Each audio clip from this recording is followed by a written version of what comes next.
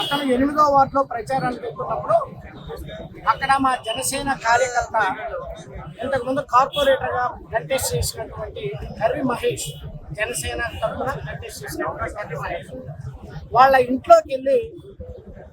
కర్రి మహేష్ని ఇష్టం వచ్చినట్టు బూతులు తింటూ ఆయన అక్కడ లేకపోతే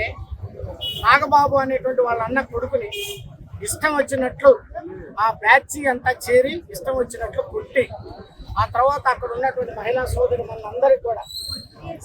ఈ రకమైనటువంటి దెబ్బలతో కొట్టి అసలు ఒక తాలిబొట్టు లాగి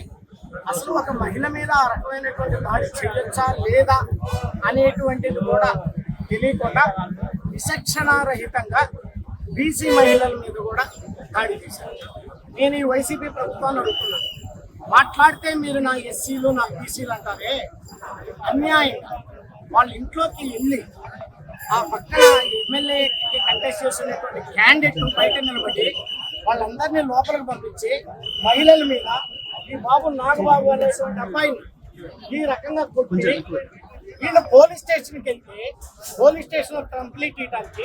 మళ్ళీ వాళ్ళు పోలీస్ స్టేషన్కి వచ్చి వైసీపీ కార్యకర్తలందరూ పోలీస్ స్టేషన్కి వచ్చి పేరు నాని దగ్గరుండి వీళ్ళందరి చేత మళ్ళీ పోలీస్ స్టేషన్లో వాళ్ళని కొట్టించాడు,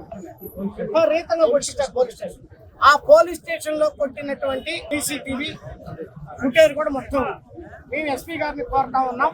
ప్రజాస్వామ్య పద్ధతిలో అవన్నీ సీసీటీవీ ఫుటేజ్ మొత్తం బయటికి తీసి వాళ్ళు ఎవరైతే ఉన్నారో వాళ్ళందరినీ కూడా ఇమ్మీడియట్గా